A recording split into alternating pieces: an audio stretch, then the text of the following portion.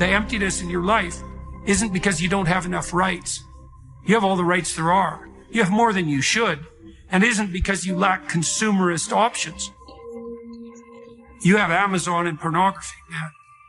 You can get whatever you want whenever you want it. And if that's still not working, well, what are you missing? Well, maybe you're missing the opposite of that. A little bit of restraint, a little bit of sacrifice, some responsibility.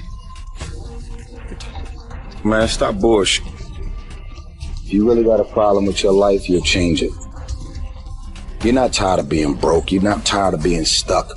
You're not tired, because if you was tired, you would actually do some shit about it. I'm tired of everybody running around complaining as if you're on the receiving end of whatever this world wants to dump on you and you don't have a choice. It's time to grow up, man. Excuses sound best to the person that's making them up. Anybody who is determined to do something, who wants something to be different, it will eventually be different. Everything around you is going to change as soon as you change the things around you. Change your mind and everything about your bank account, your surroundings, your environment will all change. If you're creative enough, can you find the answer? Yes or no? If you're determined enough, can you find the breakthrough? Yes or no? Creativity, decisiveness, passion. These are the ultimate human resources. And when you engage these resources, you can get any other resource on earth. Stop telling yourself the story because you don't have the money, you don't have the time. That's bullshit. It's because you haven't committed yourself where you would burn your fucking votes. If you want to take the fucking island, burn your fucking votes, and you will take the island, because people, when they're going to either die or succeed, tend to succeed. But most of us give ourselves a way out, and that's why we don't have what we want. Put yourself in a position where you can't retreat, where it's do or die, sink or swim. Here's what you'll find out. You'll develop incredible swimming skills. You'll find yourself stroking unlike you've ever seen before. Through the inspiration of desperation, you'll become more creative than ever before. Throw your whole self into it.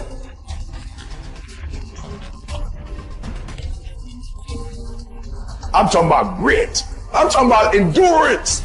Just having more stamina than they got. In order to get to the next level, you gotta sacrifice. You gotta take risks. You gotta be willing to do by faith whatever you're asked to do. Listen to me, there are no shortcuts to success.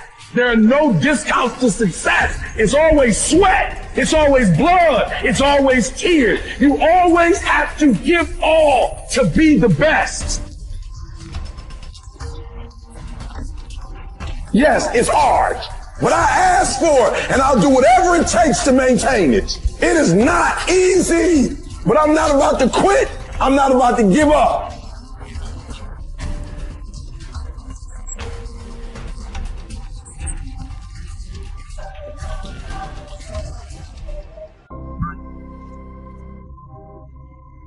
If you've explicitly formulated a set of goals and you're pursuing them, then you've adopted the responsibility to act in a certain manner to make those goals realize themselves. That's responsibility that you've adopted rather than responsibility that's being imposed on you, assuming that you've thought through the goals and you find your spirit in harmony with those goals.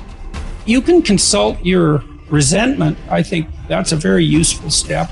If you find yourself angry and bitter about the things that you are responsible for doing, then that's an indication that you might be operating under some unhealthy compulsion, that you're rebelling, and that's the reason for the resentment against the insistence that you act in a certain way. Although it's also possible that you're just immature and that you're rebelling against the discipline that's necessary to attain the goals that you genuinely do want to attain and that are valid and that you are actively engaged in constructing. So you have to get that straight, and some of that's a consequence of thought, and again, some of that's a consequence of discussion with other people with whom you're intimate enough to have a conversation like that. And perhaps they have conversations about similar things with you if you're fortunate. At the end of God's creation, describing how order emerges from chaos or being from potential, There's this strange line, which is probably the most important line that's ever been written in our culture, at the basis of our culture. And that is that men and women are made in the image of God.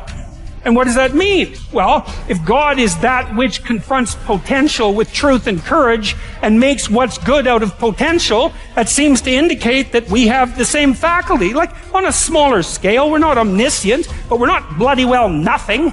You know, our conscience is integrally tied into the structure of being in some manner we don't understand. And it certainly is the case that we take what isn't and turn it into what is. That's something, man. That's quite the trick we've been able to manage. And so we're made in that image. And so what are we supposed to do? Well, that's what we're supposed to do. We're supposed to type our letters and make our phrases and construct our sentences and build our paragraphs and put our chapters together and make our books and communicate to people and straighten out the damn culture and constrain the malevolence and ignorance that besets each of us and push nature back and extend ourselves out into the unknown and confront the potential that's there in illimitable quantities and make the world better than it could be otherwise. To move it away from hell, and it can certainly become that, and toward heaven to the degree that we can manage that. And that is a good enough goal. That's the thing. You need something, because your life is tough. It's hard. You need something that, you need something to get out of bed for and fight for. And that's something, right? To fight, let's say, against hell and for heaven. That's something to fight for. If you want to be convinced about this, like read a little bit about hell. Read the Gulag Archipelago, or read Ordinary Men, or read The Rape of Nanking, or read about what happened in Nazi Germany during Auschwitz and all the catastrophes of the 20th century, and see if you believe in hell, and see if you think, well, maybe not having that happen anymore would be a good idea. And then think about maybe that's something you could contribute to. And then it wouldn't have to happen anymore.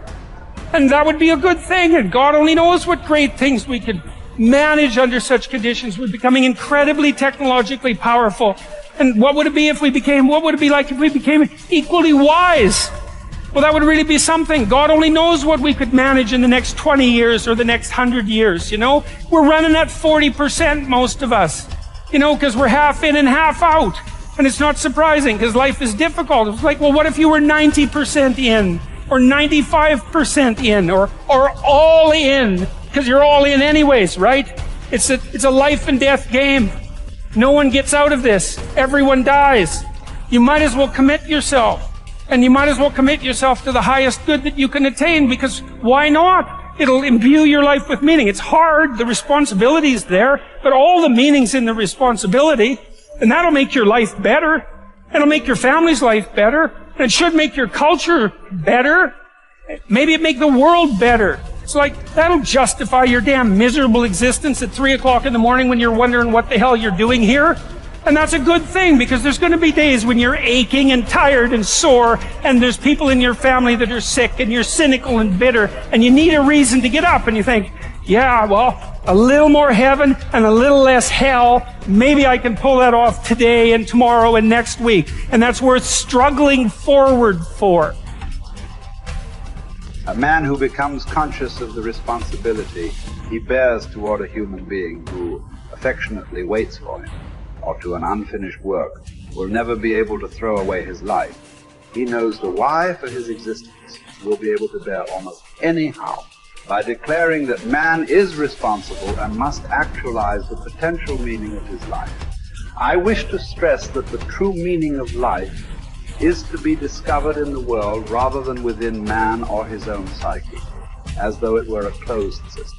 I have found this constitutive characteristic the self-transcendence of human existence.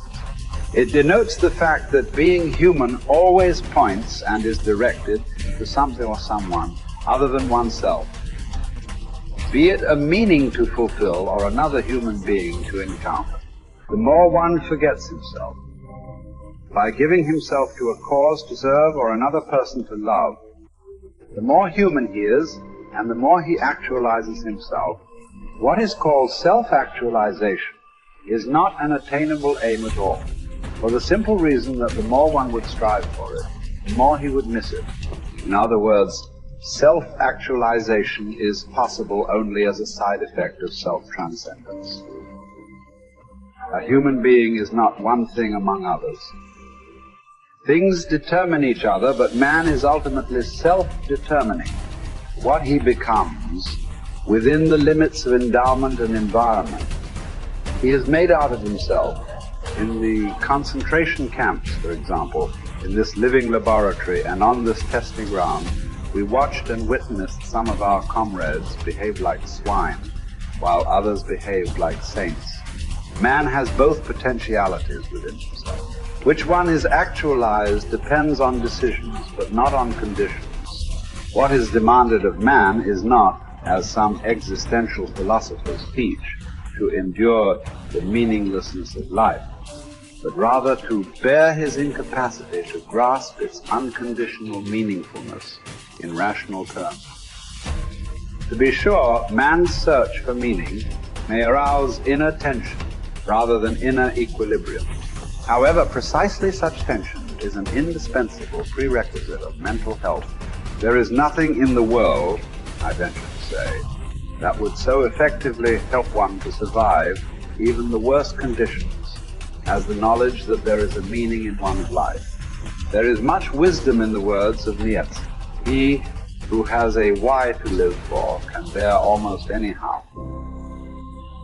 What was really needed was a fundamental change in our attitude toward life. We had to learn ourselves, and furthermore, we had to teach the despairing men that it did not really matter what we expected from life, but rather what life expected from us. We needed to stop asking about the meaning of life, and instead to think of ourselves as those who were being questioned by life daily and hourly. Our answer must consist not in talk and meditation, but in right action and in right conduct. Life ultimately means taking the responsibility to find the right answer to its problems and to fulfill the tasks which it constantly sets for each individual. These tasks, and therefore the meaning of life, differ from man to man and from moment to moment. Thus, it is impossible to define the meaning of life in a general way. Questions about the meaning of life can never be answered by sweeping statements. Life does not mean something vague, but something very real and concrete, just as life's tasks are also very real and concrete. They form man's destiny, which is different and unique for each individual. No man and no destiny can be compared with any other man or any other destiny. No situation repeats itself, and each situation calls for a different response. Sometimes the situation in which a man finds himself may require him to shape his own fate by action.